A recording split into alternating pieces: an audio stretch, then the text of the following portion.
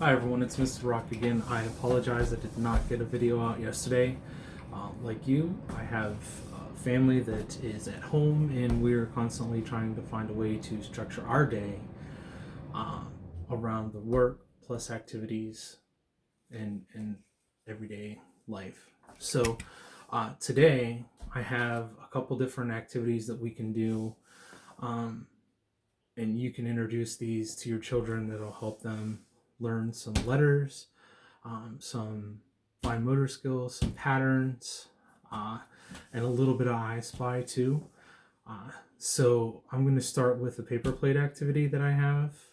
So what I did was I painted some paper plates, just a standard plate black yesterday, and I made this little sheet. So you can just cut out some circles, draw some eyes on it, and get some colored paper. Glue sticks pretty easy. So I'm going to walk through the steps. I have another one prepped here. And again, it's just regular colored paper. I used cardstock only because I wanted something that was a little bit more firm. But you can use construction paper all the same. So get your glue stick out and you want to start gluing it together. So while I'm doing this, what are some of the struggles that you have teaching your children from home now? If you have any struggles that you think I can help with, please let me know. I'm here to help you in any way that I can. And if you are like me, you tend to keep most of the struggles and pains to yourself, and you need an outlet, you can do a couple different things. Obviously there's social media. I don't know if that's a good place to really do it though. I personally journal. I've done journal writing every day since we've had to be at home and I wasn't able to go into my office every day to do some work.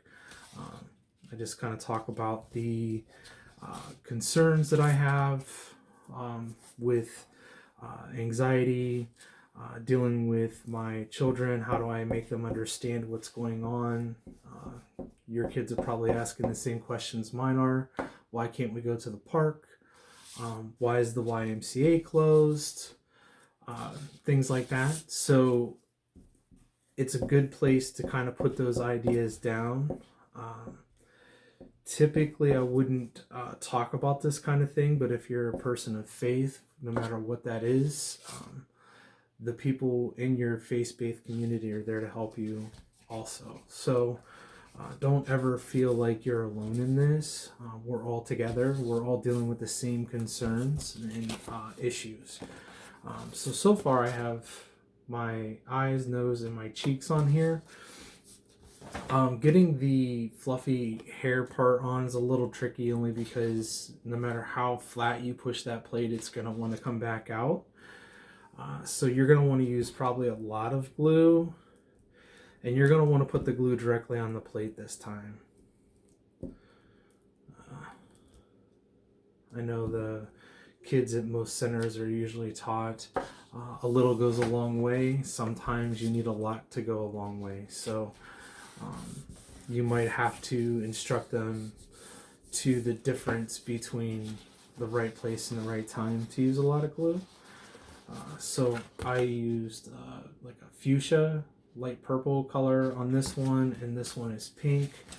Now you notice I did the eyes in different positions, and that is one of the best things about creative art is you can use it as a way to express yourself, which goes back to what I was saying.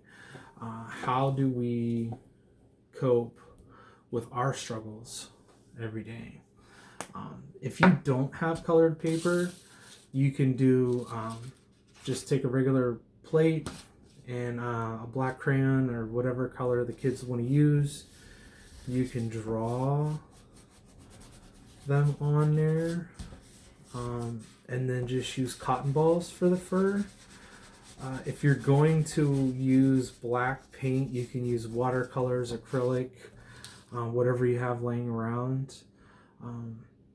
Food coloring sometimes will work on this. It is paper, it will soak it up. So if you don't even have paint, but do have food coloring, you can use the food coloring also. You can do different animals with your paper plate art and talk to the kids about what kind of animal they're doing, why they chose that animal. Do they know where that animal lives? Do they know what type of food they eat? Have they ever seen that animal up close? So yeah, you can really take this activity and just kind of talk about some things.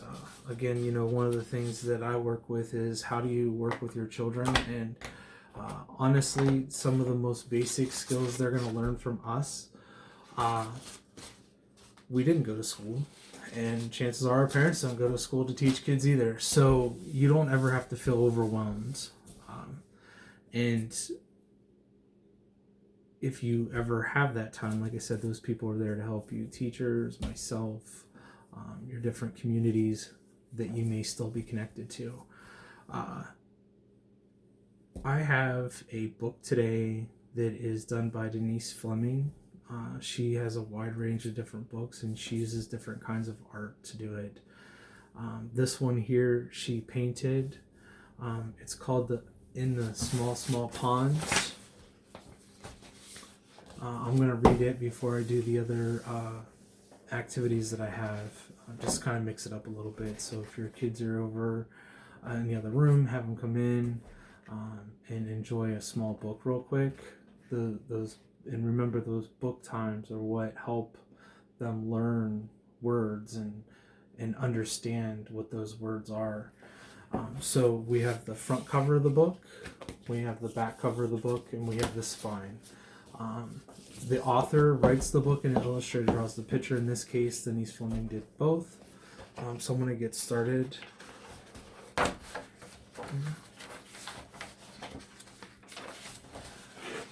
In the small pond, wiggle, jiggle, tadpoles wriggle, waddle, wade, geese parade, grouse doze, eyes close, lash, lunge, herons plunge. See the heron? Splitter, splatter, minnows scatter. Circle, swirl, whirligigs twirl. Sweep, swoop, swallows scoop. Click, clack, claws crack. Dabble, dip, tails flip. Splish, splash, pause, flash. Pile, pack, muskrats stack. Chill, breeze, winter freeze. Cold night, sleep tight, small pond. So you may have noticed that this book goes through all the seasons from the start all the way up to winter. So it gives you a chance while you're reading the book, you can talk about the animals that are in there. Like I said, you could talk about the animal that they make with their paper plate or paper bag, whatever activity that you're trying to do with it. Another good thing that you can do in here is talk about different position words. So you have over the water and in or under this line of the water here. You can talk about how animals, what animals do in the wintertime. You can talk about the different kinds of animals that are in there, and just really kind of explain to them that these geese here, they migrate. So kind of get creative with it. Don't ever feel like you're limited to just read the book and set it aside and then let the kids go back to playing on their devices or their toys, or even watching TV. So any way that you can take any book that you have, you can extend it out. Just read it first, before you read it to them, so you have an idea what's going to happen. Plus, the more you read a book, the easier it is for you to read. Most of the books that I've done so far, this is the first or second time I've read it, so you probably noticed that I struggle, but I am also reading upside down. So here's some other activities that you can do. So we know that Easter's coming up. Most of the kids really look forward to Easter, and I know in my last video I talked about using Easter eggs to hide letters. So part of that, you can do this. So I forgot to bring this out. This is an Easter egg hunt cross-off sheet. One side has uppercase, the other side has lowercase. So as they find those letters, you can have them trace it or write them, which is another good way to kind of like push out that activity a little bit. So we have here some Easter patterns. So you can go through and explain what a pattern is. And this would be the starting point, and then you would continue over. So you can take just half the colors, just 2 of the colors, wherever you think that your kid can work together. You can also turn this into a motor skills activity by using the big fat bingo stampers, stickers, different kinds of stuff, so it gets them holding on to objects. You can also color some cotton balls and then use the tongs that you would use in the kitchen and have them take the cotton balls over.